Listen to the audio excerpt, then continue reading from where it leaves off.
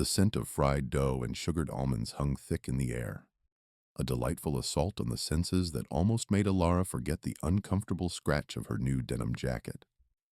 Sunlight filtered through the canvas tops of countless stalls, dappled the dusty path as she clung to her mother's hand. The fair was a riot of color and sound, a calliope wheezing out a cheerful, slightly off-key tune, the shouts of barkers, and the excited shrieks of children on spinning rides. Alara, usually a whirlwind of questions and boundless energy, was uncharacteristically quiet, her gaze fixed on the throng of people. They were on their way to the face-painting booth, a yearly tradition that always resulted in Alara sporting a glittery butterfly or a fierce tiger across her cheeks. But today, her focus was elsewhere. Her eyes, wide and curious, scanned the crowd, pausing on a group clustered near the ring toss game. They were different from the usual fairgoers. Leather-clad, their bikes gleaming chrome under the afternoon sun, they exuded an aura that was both intimidating and fascinating. One man in particular caught her attention. He stood taller than the others, his leather vest adorned with patches and pins, a thick silver chain glinting at his neck. His face, though weathered, held a surprising gentleness in the lines around his eyes. Alara tugged on her mother's hand, a silent plea. "Mom, look," she whispered, her voice barely audible above the fair's din. Her mother, Sarah, followed her gaze, a flicker of apprehension crossing her features. "Just some bikers, sweetie. Let's get you that butterfly, okay?" She tried to steer Alara away, but the little girl was rooted to the spot. Alara's eyes, a startling shade of green, were locked on the man's. He had turned slightly, his gaze sweeping over the crowd, and for a fleeting moment, their eyes met. A strange, almost electric jolt went through Alara. She didn't know why, but she felt a pull, an unexplainable connection. She let go of her mother's hand, her small feet carrying her forward without conscious thought. "Alara, where are you going?" Sarah called, a note of panic in her voice. But Alara was already making her way through the maze of legs and strollers, a tiny determined figure weaving towards the group of bikers. The man, who had been laughing at something one of his companions said, fell silent as Alara approached. He was a mountain of a man up close, his presence commanding, yet she felt no fear. She stopped a few feet from him, her head tilted back to look up at his face. The noise of the fair seemed to recede, replaced by the thrum of her own heartbeat. She pointed a small finger, her voice soft but clear. "You have my grandpa's eyes. The same exact eyes." The biker, a man named Silas, blinked, his smile fading. He glanced at his friends, then back at the little girl, confusion etched on his rugged features. "Your grandpa," he rumbled, his voice a low growl that somehow didn't frighten Alara. "Kid, I don't think I know your grandpa." Sarah finally caught up, her face flushed with embarrassment and worry. "Oh, I am so sorry," she began, pulling Alara gently back by the shoulder. "She doesn't mean anything by it, she's very observant." But Alara wasn't finished. She reached into the small backpack she always wore, rummaging through its contents. She pulled out a worn, slightly creased photograph, its edges softened by countless touches. It was a picture of a young man, smiling broadly, perched on an old motorcycle. He had the same green eyes as Alara, the same curve to his smile. "See?" she insisted, holding it up for Silas to see. "It's him, Grandpa John." Silas took the photograph, his large fingers surprisingly delicate as he held it. He stared at the face in the picture, then back at Alara, then at Sarah. A ripple went through his tough exterior. The man in the photo. The resemblance was unnerving. The eyes, yes, but more than that. The set of the jaw, the faint scar above the left eyebrow. It was like looking into a distorted mirror of his younger self. He died before I was born, Alara explained, her voice barely a whisper now. In a motorcycle accident. A heavy silence descended upon the small group. Silas's friends, initially amused by the spectacle, now watched with a growing sense of unease. Silas himself seemed to be struggling with something profound, his brow furrowed, his gaze distant, as if sifting through long-buried memories. This isn't possible, Silas muttered, more to himself than to anyone else. He looked at Sarah, a question in his eyes. Sarah, still reeling from the unexpected encounter, could only shake her head. I don't understand this either. That's my father, John. He was killed almost 30 years ago. Silas handed the photo back to Alara, his hand trembling slightly. He kneaded his jaw, a muscle twitching. Those eyes? He repeated, his voice gruff, heavy with an emotion Alara couldn't quite decipher. Kid, there's something very strange going on here. He looked at Sarah again, a new intensity in his gaze. I don't know who your father was, ma'am, but those are my eyes, and that photo, that could almost be me, back in the day. Alara, sensing the shift in his demeanor, the genuine confusion and something else, something akin to curiosity, spoke again. You look sad, she observed, her child's frankness cutting through the tension. Silas let out a short, humorless laugh. Sad, confused, old. Yeah, kid, all of the above. He rubbed a hand over his face. Look, I don't know what to make of this, but those eyes, and the way you said it, it's got me thinking. He paused, then made a decision, a steely resolve entering his gaze. There's a way to know for sure, isn't there? A DNA test. He looked from Alara to Sarah. If you're willing, I am. Sarah's breath hitched. A DNA test. The very idea was preposterous. Yet the uncanny resemblance in the photo, the way Silas seemed genuinely shaken, made her hesitate.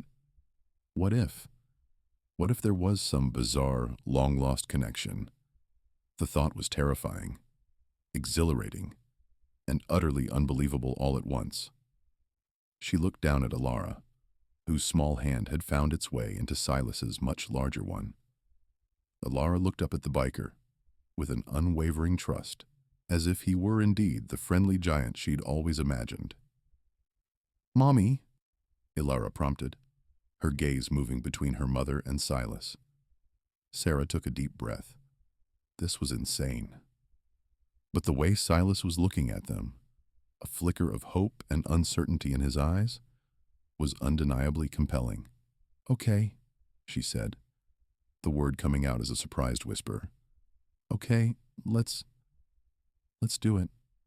Silas offered a tentative, almost shy smile, a softening of his rugged features that transformed his face. Good, he rumbled. Good. Because something tells me this isn't just a coincidence, little one. He squeezed Alara's hand gently, a silent promise in the gesture. The fair, with all its noise and spectacle, had faded into the background. A new story, an impossible one, had just begun. A photo and a familiar gaze. The fair's cacophony, once a vibrant backdrop, now seemed to press in, muted and distorted. Silas stared at the faded photograph in Alara's small hand, his own reflection staring back from the image of a younger man. The eyes, indeed, were identical, a startling, almost unsettling twin to his own. Sarah, Alara's mother, watched him, a silent question in her anxious gaze. This is your grandfather, Silas finally managed, his voice rougher than he intended. Laura nodded, her bright, innocent eyes fixed on him. Grandpa John. He was a biker, too. Mommy says he died before I was born. The air thickened with unspoken possibilities. Silas felt a strange pull, a current of recognition that transcended the simple coincidence of shared features. He looked from the photograph to Sarah, then back to the image. The man in the picture, though younger and with a cleaner-cut appearance, possessed the same strong jawline, the same slight curve to the nose. Even the way he held his head, a subtle tilt of defiance, mirrored Silas. Sarah, Silas began, his voice softer now, more deliberate. This is going to sound insane, but the resemblance, it's more than just a passing thing. I think we need to explore this. Sarah's brow furrowed. Explore what, exactly? He's my father, John Miller.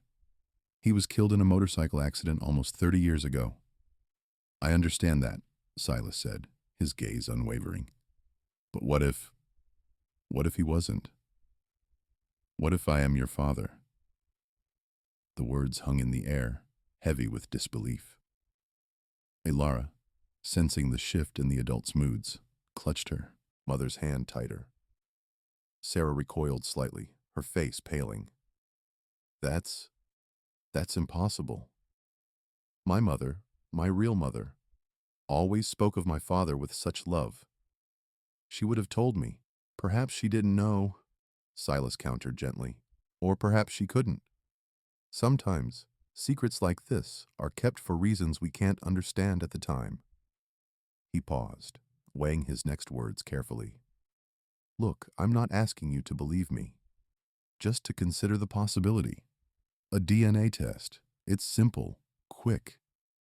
It would either confirm your beliefs or open up a different truth. Sarah's eyes darted between Silas and Alara, then to the photograph. The idea was preposterous, yet the intensity in Silas's eyes, coupled with the undeniable likeness in the photo, gnawed at her certainty. Her mother had passed away several years ago, taking her stories with her. There was no one left to contradict or confirm. A DNA test, Sarah repeated, the words tasting foreign on her tongue. For a stranger. Not a stranger, Lara piped up, her voice clear in the sudden quiet. He has Grandpa John's eyes. Silas offered a small, sad smile. She's right, and I'm willing to pay for it, if that's a concern. Just let's find out. For Alara, if nothing else. She deserves to know her true lineage. The thought of Alara, of the missing piece in her own history, tipped the scales. Sarah took a deep breath, the scent of fried dough and diesel exhaust suddenly overwhelming. All right, she said, her voice barely a whisper. All right, we'll do it. The following week passed in a blur of anticipation and unease. The clinic visit was quick, efficient, and sterile, a stark contrast to the boisterous fairground where this improbable journey had begun. Waiting for the results was excruciating. Sarah found herself scrutinizing every old photo of her mother and John, searching for clues, for inconsistencies, for anything that might hint at a hidden truth. She found nothing, only the same smiling faces, the same picture of a loving family. Doubt warred with a strange, nascent hope she hadn't realized she possessed. Silas, too, felt the weight of the impending revelation. He'd spent decades living a life he thought was his own, a life of solitary freedom on the road. The thought of a daughter, of a granddaughter, of an entire family he never knew existed, was both terrifying and exhilarating.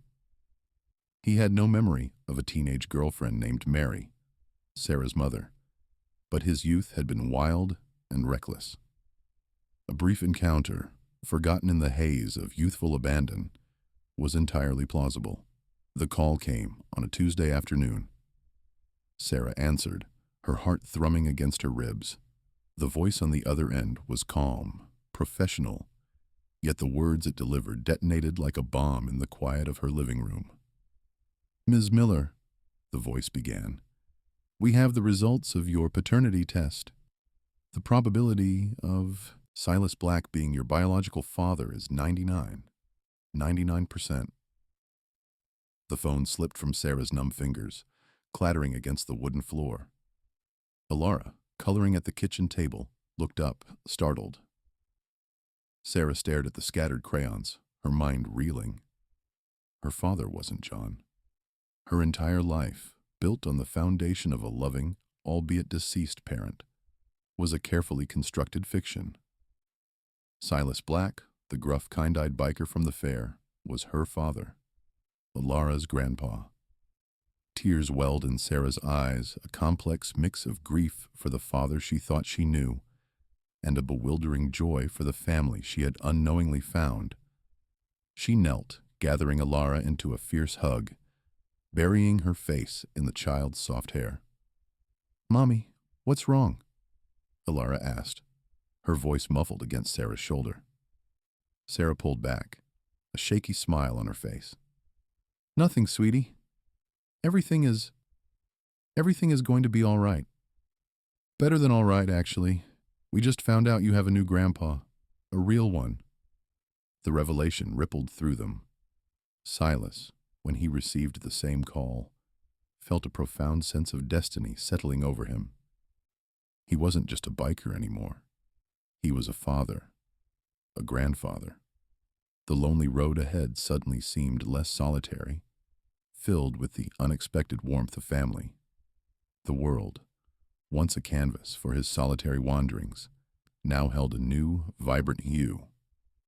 The chapter of his life he thought was ending was, in fact, just beginning, bound by the thread of a familiar gaze and the undeniable truth of blood. A lingering look. The diner's hushed atmosphere intensified the lingering shock of the DNA revelation. Sarah's half-eaten sandwich lay forgotten, the flimsy paper document a seismic rewrite of her past. Across from her, Silas, the rough-hewn biker, seemed twice struck by an invisible bolt. Alara, oblivious to the fractured family tree, meticulously built a sugar packet tower. "So, John?" Sarah began, her voice a fragile whisper. He wasn't my father." Silas raked a hand over his bristly jaw. "Looks that way, kiddo. I never knew. Your mother, she never breathed a word. Not a damn syllable." He shook his head, a cocktail of disbelief and nascent sorrow for a life unlived, swirling within him. "Betty, we were just kids. High school sweethearts, you know? Then I enlisted, got shipped out. We corresponded for a while, then silence. She just stopped writing. I figured she'd moved on." Sarah fixated on the tabletop.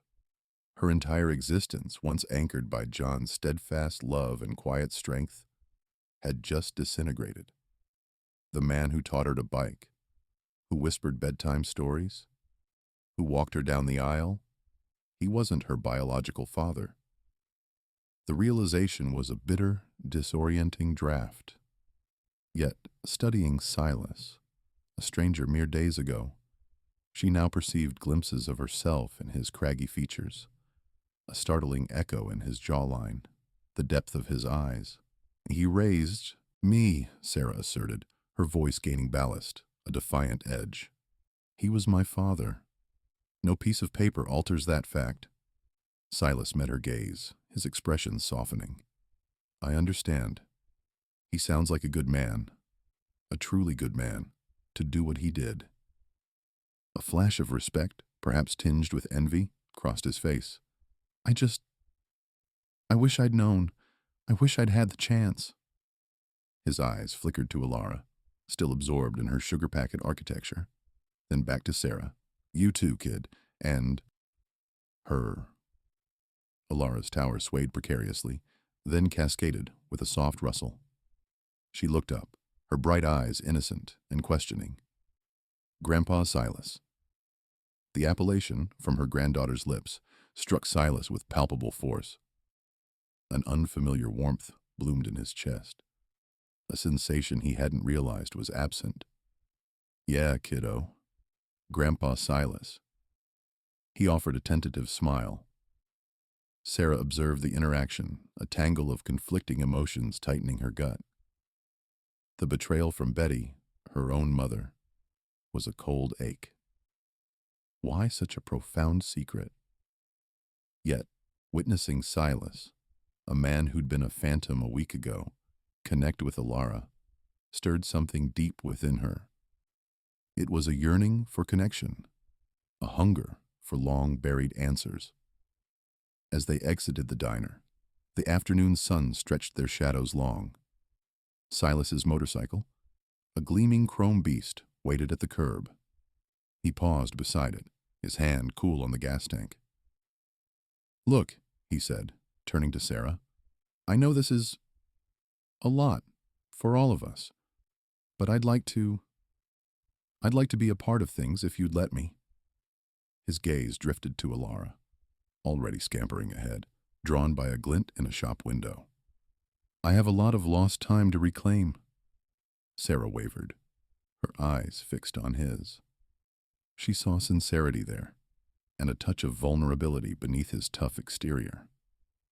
The past week had been a vortex, upending her entire concept of family, but there was also a quiet hope, a sense of something unforeseen blossoming. "We can try," she finally conceded, the words a plunge into the unknown. "It's going to take time, Silas." He nodded, a small, grateful smile gracing his lips. "Time I've got in spades." He produced a set of keys, the clink sharp in the quiet street. "Need a ride home?" Sarah shook her head. "No, we're fine, but maybe tomorrow we could talk more." She watched him, her lingering look laden with unspoken questions, a nascent acceptance, and a hint of the turmoil still churning within her. Silas straddled his bike, the leather of his jacket creaking. He kick-started the engine, its roar a familiar comfort amidst the chaotic newness of his life. As he pulled away, he glanced in his rearview mirror. Sarah still stood there, Alara by her side, a small silhouette against the setting sun. He felt a profound duality of loss and gain, a strange meld of regret for what was stolen and anticipation for what lay ahead. The road ahead was uncharted, but for the first time in an age, Silas felt a clear direction. He had a family, and a lingering look in a rear-view mirror was merely the overture. The call of curiosity. Sarah watched Alara trace the intricate tattoo on Silas's forearm, a snarling wolf interwoven with thorny vines. "It's like a secret map," Alara whispered, her small finger following the curve of the beast's jaw. Silas chuckled, a sound that rumbled deep in his chest. "Something like that, kiddo." Later that evening, after Alara had finally drifted off to sleep, curled against Sarah on the couch, the silence of the apartment felt heavier than usual. The air hummed with unspoken questions. Sarah had spent the day in a daze, alternating between the warmth of Alara's presence and a chilling awareness of the seismic shift in her own reality. Silas, sensing her internal struggle, had kept a respectful distance, his gaze often lingering on her, a mixture of remorse and burgeoning hope in his eyes. He finally broke the quiet. "Your mother. She ever talk about me?" His voice was a low rasp, tinged with a vulnerability Sarah hadn't expected from the formidable biker. Sarah stared at the flickering screen of the muted television. "No, never." The word hung in the air, a stark judgment on her mother's decades of silence. "She told me my dad died in a motorcycle accident, before I was born." The lie tasted bitter on her tongue, even now. Silas nodded slowly, his expression darkening. "That was the story. I heard it too, eventually, through the grapevine." He paused, gathering his thoughts. "After After we broke up, I left town. Things were messy. I was young, stupid, didn't realize, didn't realize she was pregnant. Not until years later, when I happened to cross paths with an old friend from high school. He mentioned your mom had a baby, said I was the father.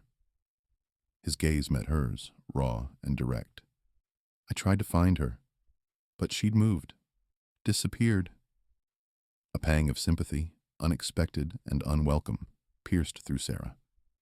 She had always imagined a callous, irresponsible father, someone who had abandoned them without a second thought.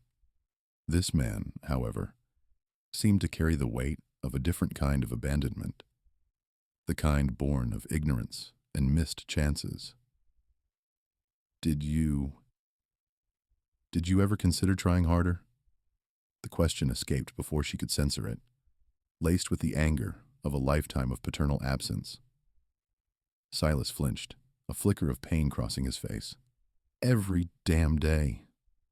I was in a bad place, Sarah, running from a lot of things. But when I finally got my head on straight, settled down, I tried again. But by then, she was married to John. You had a father. I figured it was for the best. Didn't want to disrupt your life. He took a deep breath, his hands flexing. It was the biggest regret of my life. Not knowing you. Not being there. Sarah looked at him. Really looked at him. The lines etched around his eyes spoke of hard living, but also of a quiet sorrow. The anger she felt toward her mother, toward the carefully constructed lie that had defined her childhood, was still potent, but a new, more complicated emotion was stirring within her. Curiosity, a primal, undeniable urge to understand the man who was now, unequivocally, her biological father. Alara seems to like you, she observed, a slight softening in her voice. A genuine smile touched Silas's lips, transforming his features. She's a special kid. Got your mom's eyes, but your spirit, I think. And your eyes, Sarah added, almost to herself. She still saw John's eyes when she looked at Alara, but the undeniable truth of Silas's resemblance was undeniable. The conversation drifted, touching on superficial topics, but the underlying current of their new reality thrummed beneath every word. As the night deepened, Sarah found herself asking more questions about Silas's life, about the biker club, the open road. He spoke of camaraderie, of a chosen family forged through shared experiences, a stark contrast to the fractured reality of her own bloodline. He described the rumble of engines, the scent of burning rubber and pine trees on long rides, the freedom that came with leaving the world behind, even for a little while. A strange pull began to assert itself within Sarah, a yearning for something she hadn't known she was missing.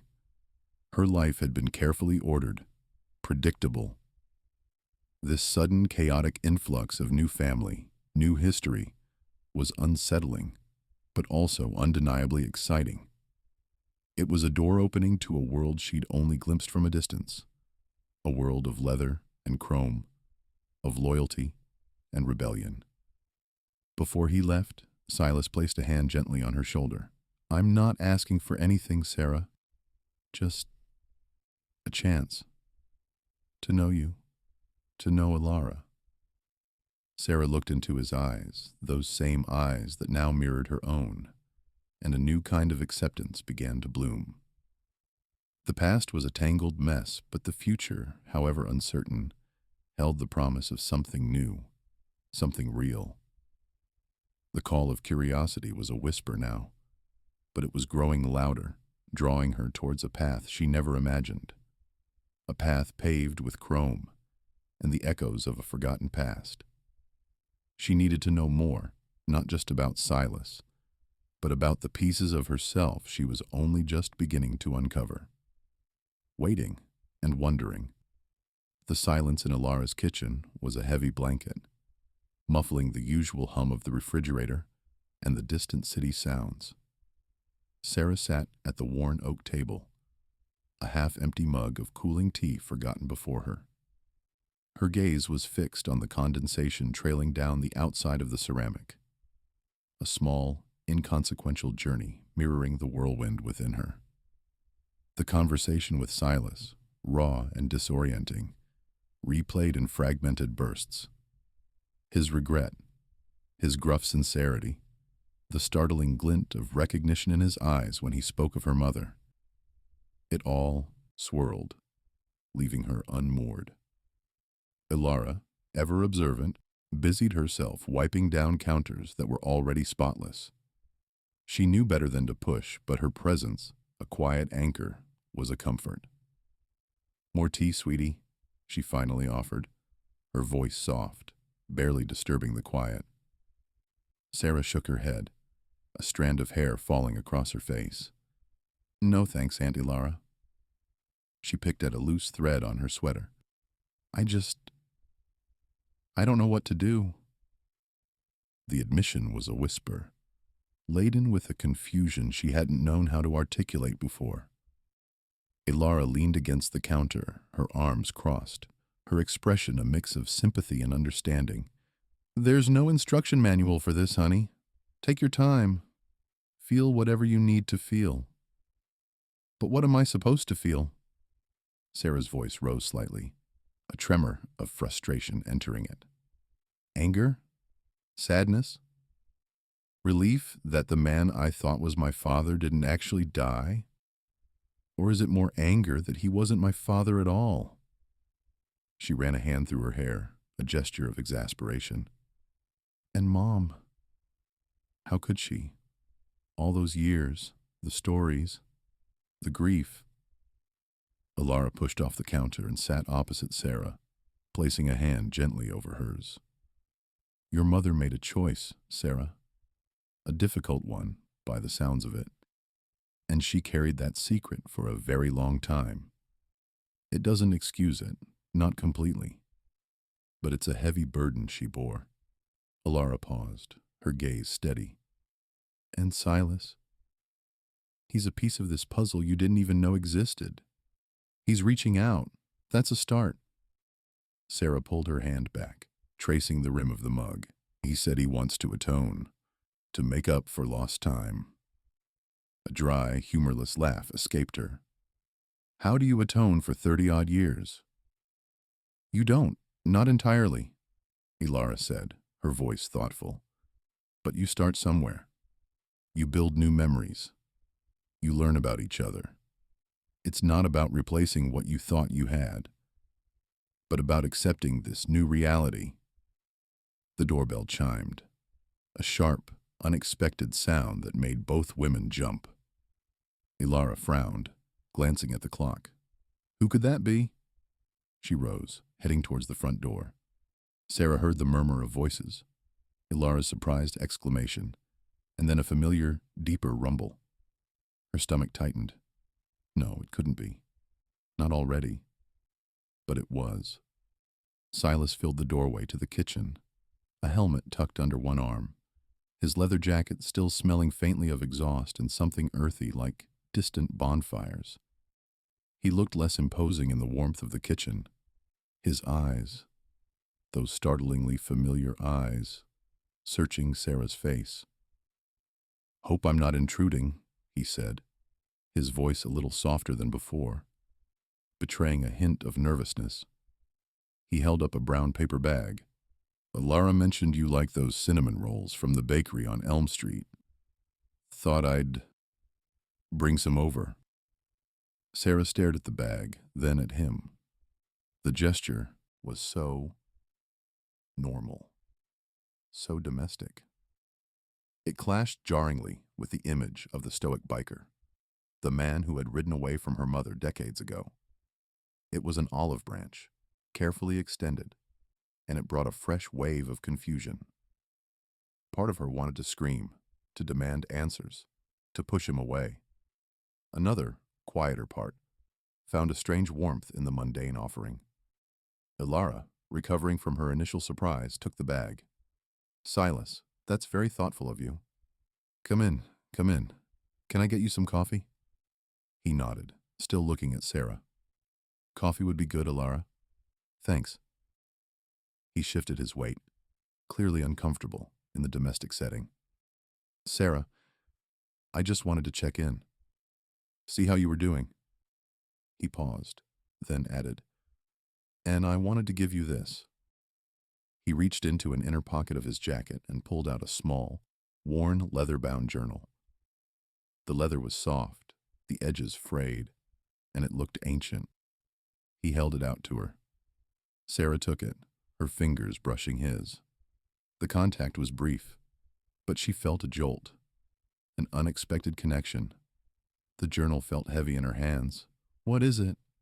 She whispered, her voice husky. It was your mother's, Silas said, his gaze distant, as if looking into the past. She kept it when we were together. Wrote in it sometimes. I found it when I cleared out some old things. Thought you might want it. Sarah ran her thumb over the embossed initials on the cover. C.M. Her mother's initials. A piece of her mother's hidden life, held in her hands. It wasn't just a journal. It was a key. A tangible link to the beginning of her own story, and a silent invitation to unravel the mysteries locked within its pages. The weight of it settled in her lap, a new kind of waiting and wondering blooming in her heart. A shocking revelation. The scent of cinnamon, cloying and sweet, still clung to the air, a stark contrast to the emotional debris scattered across the living room. Sarah clutched the worn leather journal, its pages thick with the weight of untold stories. Her fingers traced the faded inscription on the cover. For my Sarah. A tremor ran through her, a strange mix of dread and anticipation. Are you sure you want to do this now? Alara's voice was gentle, her hand resting lightly on Sarah's shoulder. There's no rush. Sarah looked up, her eyes wide and a little wild. I have to. I can't just sit here wondering. The journal felt impossibly heavy. A Pandora's box she was both terrified and compelled to open. With a deep breath that did little to calm her racing heart, Sarah flipped open the cover. The first few pages were blank. Then came a spidery, familiar handwriting. It was her mother's. Sarah recognized the looping S and the way the "the" connected almost seamlessly. A wave of nostalgia, sharp and painful, washed over her. It was the same handwriting that had scrawled encouraging notes on her lunchbox, the same hand that had guided her own clumsy attempts at cursive. The early entries were mundane, snippets of a teenage life, complaints about school, crushes on boys, dreams of escaping their small town. Sarah skimmed through them, a knot tightening in her stomach. She was searching for a different kind of truth, a darker one. Then, an entry dated nearly 24 years ago, just months before Sarah's own birth, caught her eye. August 12th. I saw him today. Silas. He was just riding by, like he always does. My heart still jumps. I know Mom and Dad would kill me if they knew, but I can't stop thinking about him. The way his eyes crinkle when he smiles, the easy confidence he has. It feels so wrong to feel this way, but so right. Sarah's breath hitched. Silas, her mother. The pieces began to click into place, a horrifying mosaic forming in her mind. She continued to read, each word a hammer blow. September 5th, I told him everything. He was shocked. I don't know what I expected. Maybe for him to ride off and never look back. But he didn't. He just sat there, quiet, listening. He said he'd be there. He promised. A raw, guttural sound escaped Sarah's throat. Alara knelt beside her, her expression etched with concern. What is it, sweetie? Sarah couldn't speak. She just pointed a trembling finger at the page. Alara read over her shoulder, her own eyes widening in disbelief. October 20th. It's getting harder to hide. Mom's asking questions. Dad's temper is shorter than usual. Silas wants me to tell them, to tell everyone. He says we can make it work. But I can't. Not yet. I need more time. I'm scared. The next entry was a month later, scrawled in a different, more desperate tone. November 28th. They know, or they suspect. I saw the look in Mom's eyes, the disappointment, the anger. Dad hasn't said a word, and that's worse. Silas came by again, but I told him to go. I can't put him through this. I can't ruin his life. Mine is already ruined. Sarah's vision blurred. The journal slid from her grasp, landing with a soft thud on the rug. The air in the room felt thick, suffocating. Her mother, the bastion of quiet strength and unwavering love, had carried this secret, this monumental burden, all her life. The perfect family facade Sarah had always believed in crumbled around her. "Oh, Sarah," Alara whispered, pulling her into a tight embrace. Sarah leaned into the familiar comfort, her body shaking uncontrollably. The tears came then, hot and stinging, a torrent of grief for a life she thought she knew, for a mother she suddenly felt she barely understood. Alara stroked her hair, letting her cry. When Sarah finally pulled back, her eyes were red-rimmed, but held a new resolve. "There's more," she rasped, picking up the journal again. "There has to be." She flipped through several more pages, some torn out, others smudged as if with tears. Then, near the end, a final entry, dated just a few days before her presumed father's accident. February 10th. He's gone. They told me he died. A motorcycle accident. I can't breathe. How can this be? He promised he'd be there. I don't know what to do. What about the baby? Our baby. I told them it was Michael's. It was the only way. I'm so sorry, Silas. So sorry. The world tilted on its axis.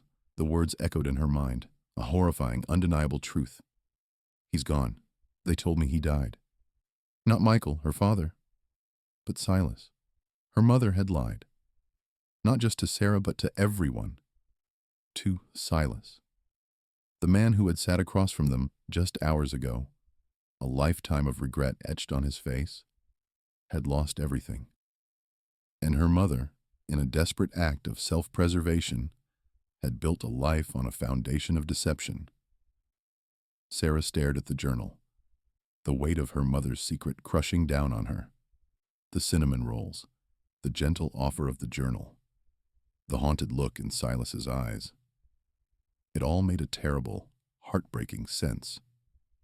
She had a biological father, alive and breathing, who had been robbed of 24 years of her life. And she, in turn, had been robbed of him, and of the truth. The pain was sharp, almost physical. It was a gaping wound, raw and exposed. "Oh my God," Sarah breathed, the words barely audible. Michael wasn't my father." Alara's face was a mask of sorrow.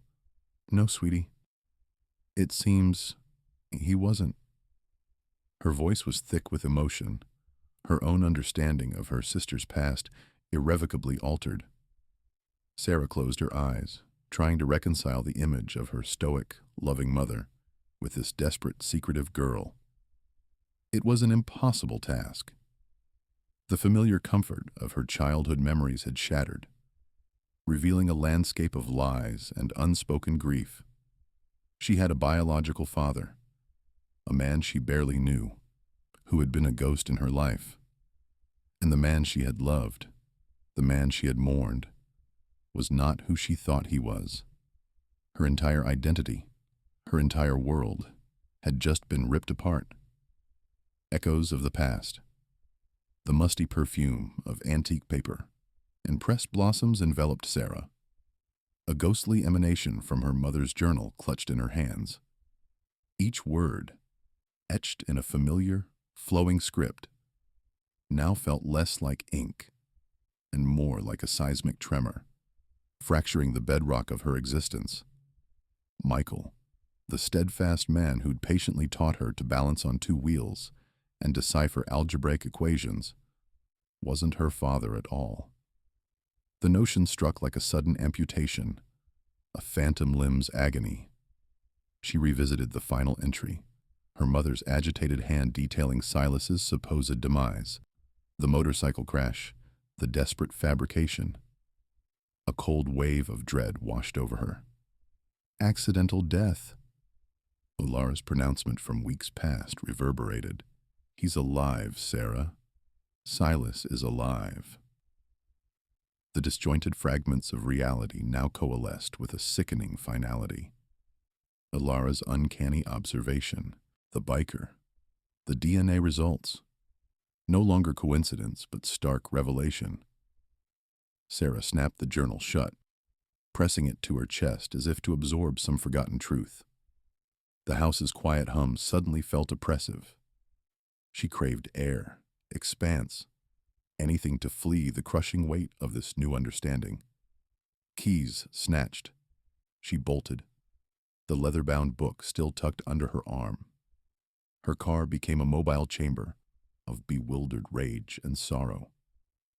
She drove without purpose, the familiar avenues of their small community, blurring into an indistinguishable streak.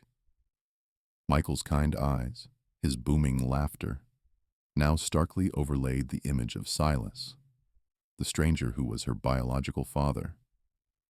How could her mother have guarded such a monumental secret? How could she have permitted Michael to nurture another man's child, to shower her with paternal love, all while knowing the truth? The injustice ignited a searing flame within her. Eventually, her car navigated itself to the familiar crunch of Lara's gravel drive. The little girl was engrossed in the sandbox, meticulously arranging a mosaic of smooth river stones. Sarah watched her for a moment, a tableau of innocent focus before stepping out. The journal felt like a leaden anchor, a burden she could no longer shoulder alone. Lara looked up, her bright eyes widening. "Aunt Sarah?" she trilled, scrambling to her feet and dashing over. "You came!" Sarah managed a fragile smile, her throat tight. "Hey, sweet pea." She knelt, drawing the journal from beneath her arm. "Lara, I found something. About Silas."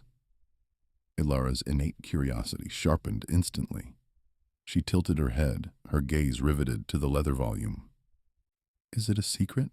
she whispered, as if the very breeze might betray them. "Yes, a very profound secret," Sarah confirmed, her voice barely a breath. "It's Mom's journal, and it explains so much."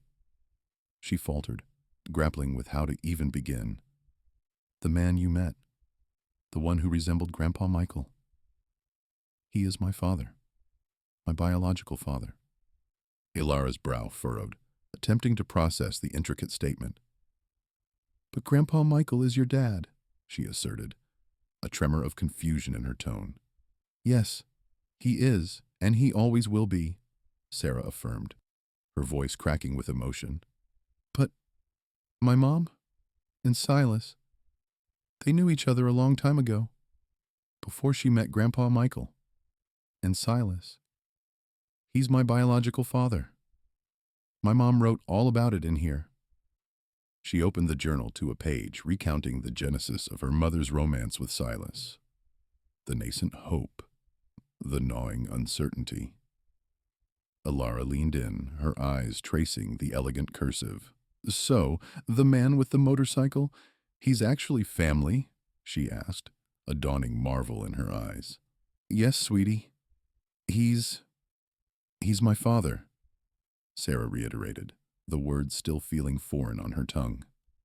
"And that means he's your grandpa."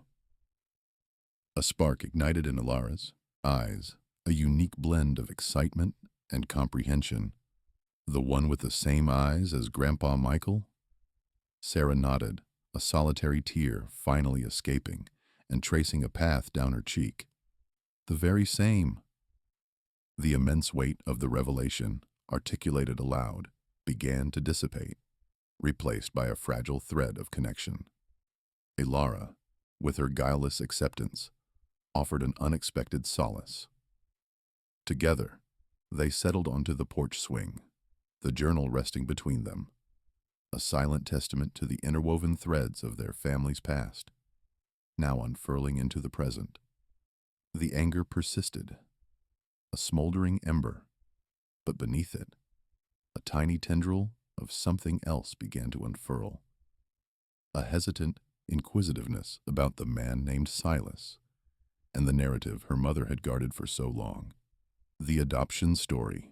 The scent of brewing coffee usually brought Sarah a measure of comfort, but this morning it only sharpened the edges of her anxiety. Elara, perched on a stool across the kitchen island, was tracing patterns on a condensation-ringed glass, her usual bubbly energy subdued.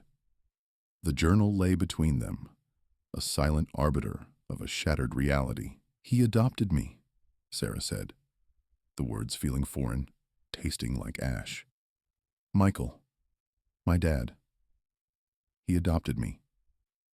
The full weight of it, the deliberate choice, the love that transcended biology, pressed down on her. It offered a strange, contradictory comfort amidst the chaos. Elara's head snapped up. "Adopted? So, your mom knew Silas then, when she was pregnant?" Her voice was soft, laced with a nascent awe. Sarah nodded, pushing a stray lock of hair from her face. "Yes, they were together. And then something happened. My mom's journal is vague, filled with a lot of emotional shorthand, but it seems Silas just disappeared. She was pregnant, alone, and then Michael came into her life. He knew everything. He chose me." The last sentence was a whisper, a fierce protective mantra. It was a lifeline in the churning sea of her identity. "So Michael knew Silas was your biological father from the start," Elara mused, her brow furrowed in concentration. "And he still adopted you. That's incredible." A small, hopeful smile touched her lips. "It doesn't change anything, does it? About Michael, I mean. He's still your dad." "No," Sarah said, her voice firm, resolute. "It doesn't. He is my dad. Always, but Silas." She trailed off, the complexity of it all overwhelming. How do you even begin to process something like this? It's not just about me. It's about you, Elara. He's your grandfather. Alara's eyes widened, a mixture of fear and wonder dancing within them. "My grandfather," she repeated, tasting the words. "The one I thought was gone. The one I found. It's a lot. But it's also really cool, right? Like a secret superhero origin story, but for family." A glimmer of her usual enthusiasm returned, a spark of light in the heavy atmosphere. Sarah managed a weak smile. "A very complicated superhero origin story. But yes, cool, I suppose, in a bizarre, life-altering way." She took a deep breath. "I need to talk to him. To Silas. I need to understand. And I want you to be there, Elara, when I do. If you're comfortable." Elara didn't hesitate. "Of course. I want to be there. I want to meet him properly, knowing everything. It's different now. Before, it was a curiosity. Now it's family." She reached across the island and squeezed Sarah's hand, her small fingers surprisingly strong. "What about Mom? Does she know you know?" Sarah shook her head. "No, I haven't had a chance. And honestly, I don't know how to approach it." "How do you tell your mother that you've read her secret journal and discovered your entire life is built on a carefully constructed narrative?" A bitter laugh escaped her. And that her long-lost love, the man who fathered her child, is now a hell's angel. Alara giggled, a welcome sound in the tense silence. That last part is definitely going to be a surprise. She grew serious again. But you have to tell her, Sarah. She deserves to know that you know. And maybe she can fill in the gaps the journal left out. I know, Sarah sighed, rubbing her temples. The thought of confronting her mother tied her stomach in knots. But first, Silas, I need to hear his side of the story. I need to look him in the eye and understand what happened.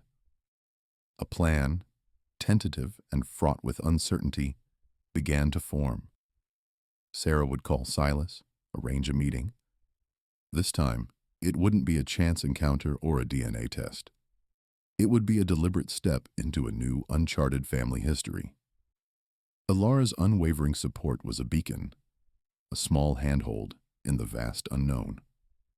The adoption story, a testament to Michael's boundless love, had provided an unexpected anchor. It confirmed that while her biological roots were tangled and complex, the foundation of her family, the love that had shaped her, remained unshaken. The journey ahead was daunting, but she wouldn't be making it alone. I'll call him this afternoon, Sarah said, her voice betraying a tremor she tried to suppress. I need some time to mentally prepare. Alara nodded, her small face serious. Take all the time you need. We'll figure this out, Sarah. All of us. Together. Her conviction, though childlike, was a powerful reassurance. The adoption story wasn't just about Sarah. It was about the resilience of love, the unexpected ways families formed, and the enduring power of truth, no matter how long it took to surface. A family reunited. The aroma of fresh coffee, usually a soothing balm, did little to quell the tremor in Sarah's hands as she gripped the worn journal. Across the kitchen table, Alara, typically a sprite of ceaseless motion, sat unnaturally still, her gaze riveted on the book's closed cover. The morning light, often a cheerful harbinger, now stretched long, accusing fingers across the floor. Mom, Alara whispered, her voice barely audible. Are we truly doing this today? Sarah drew a deep, ragged breath. The impending conversation with her mother, Susan, loomed like a formidable peak. Yet the prospect of meeting Silas, of finally weaving together the fragmented strands of her past, shone like a distant beacon. We must, sweetie. For us. For Michael. The mention of her beloved father, Michael, brought a bittersweet ache. His unconditional love, a profound truth, resonated even more deeply now. The drive to Susan's house was a journey steeped in silence, each woman lost in the labyrinth of her own thoughts. Alara, usually a fount of chatter, pressed her face to the window, watching the landscape blur. Sarah silently rehearsed her lines, the explanations, the accusations, the desperate pleas for candor. She knew her mother to be a formidable presence, capable of fierce affection and unyielding secrecy in equal measure. Upon their arrival, Susan was already amidst her immaculate rose garden, meticulously tending the vibrant blooms. The sight of her, so serene against the backdrop of burgeoning life, threatened to dissolve Sarah's resolve. How could she disrupt such tranquility? Mom? Sarah began, her voice a little too sharp. We need to talk. Susan slowly straightened, her keen blue eyes locking with Sarah's. A fleeting shadow, apprehension, perhaps, crossed her features. She spotted the journal in Sarah's hand, and a subtle tension tightened her jaw. They retreated to the living room, the air thick with unspoken history. Sarah placed the journal on the coffee table, its very presence a silent indictment. Mom, Why did you never tell me? About Silas? About Michael adopting me? Susan's typically composed expression fractured. Her gaze flickered to Alara, then back to Sarah. It was complex, Sarah.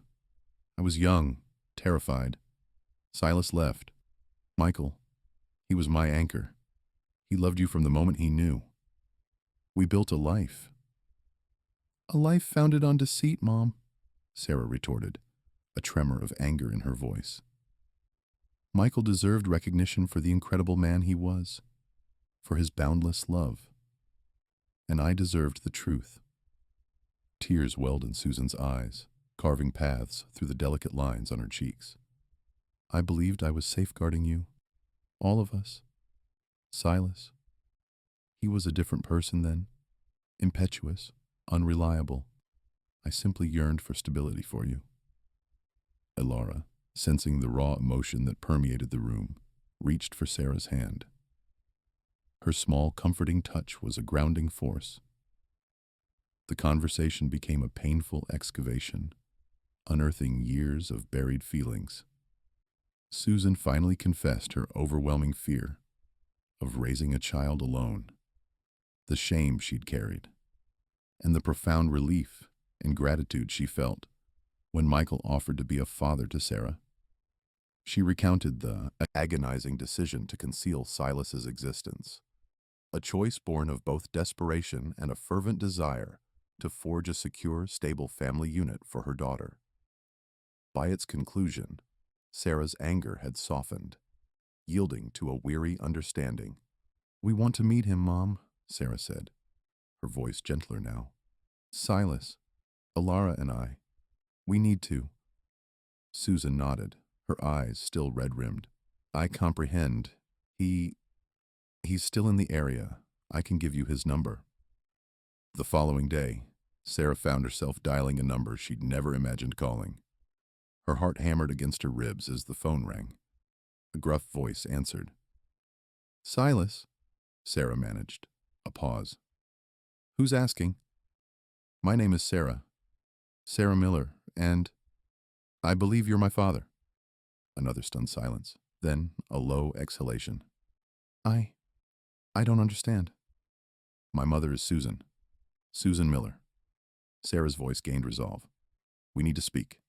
My daughter, Alara, and I. We need to meet you. Silas agreed to meet them at an unassuming diner on the outskirts of town. The anticipation was a tight knot in Sarah's stomach. Alara, sensing the gravity of the moment, was unusually subdued, her customary exuberance muted. When they arrived, Silas was already seated in a corner booth, his back to the door. He appeared larger than Sarah had pictured, his broad shoulders filling out a worn leather jacket. His grizzled silver hair was gathered in a loose ponytail. As he turned, his gaze fell first upon Alara. A gasp caught in Sarah's throat. Alara's words from months ago echoed vividly in her mind. You have my grandpa's eyes. The same exact eyes. They were undeniably Silas's eyes, a startling, vivid blue, framed by crinkled lines that spoke of countless hours spent squinting into the sun. Alara, without a moment's hesitation, walked directly to him. Hello, she said, her voice clear and unafraid. Are you my grandpa Silas? Silas's jaw slackened. He looked from Alara to Sarah, a whirlwind of emotions swirling across his weathered face. His eyes, the astonishing blue of a summer sky, welled. He extended a hand, calloused and strong, and Alara, without reservation, took it. In that moment, the fractured pieces of their lives began to interlace, a new tapestry slowly unfolding. New beginnings. The scent of freshly brewed coffee and the faint, sweet aroma of baking bread filled Silas's small kitchen, a comforting counterpoint to the nervous energy thrumming through him. He meticulously arranged a plate of homemade pastries. A peace offering, perhaps, or simply a gesture of hospitality. He'd woken before dawn, the early morning quiet punctuated by the whirring of the coffee grinder, his mind replaying Alara's innocent pronouncement from yesterday. You have my grandpa's eyes. The simple truth in her observation had been a balm and a jolt all at once. The doorbell chimed, a polite, almost tentative sound that pulled him from his reverie. He took a deep breath, smoothing a hand over his silver beard, and walked to the door. Sarah stood there, a small, apologetic smile playing on her lips. Alara clutching her hand, eyes wide, with a mixture of shyness and excitement. Susan stood a step behind them, her expression a careful blend of apprehension and support. "Good morning," Sarah said, her voice a little breathy. "Thanks for having us." "Come in, please," Silas rumbled, stepping aside. His gaze lingered on Alara for a moment, then settled on Susan. A flicker of something unreadable passed between them, a ghost of shared history in the quiet space. The kitchen, though small, felt suddenly expansive as they all settled around the worn wooden table. Silas poured coffee for the adults, offering juice and a plate piled high with chocolate chip muffins to Alara. She accepted with a shy nod, her blue eyes so undeniably like his own, sparkling as she chose the largest muffin. "These are delicious, Silas," Susan said, taking a tentative bite of a scone. "You always were a good baker." Silas grunted, a small, almost imperceptible smile touching his lips. "Some things don't change." He looked at Sarah, then back at Susan. "It's been a long time, Susan." "Too long," she agreed softly, her gaze dropping to her coffee cup. The air in the room, already thick with unspoken emotions, grew heavier. Sarah cleared her throat. "Mom told me about everything. About Michael, about you. I'm still trying to process it all." Her voice wavered slightly, then steadied. "But I wanted to come to understand and to give Alara a chance to meet you." Silas nodded, his eyes fixed on Alara, who was meticulously picking chocolate chips from her muffin. "She's a bright one." Alara looked up, catching his eye, and a shy smile bloomed on her face. "Are you really my grandpa?" The directness of her question cut through the tension, a clear, sweet note. Silas's heart gave a strange lurch.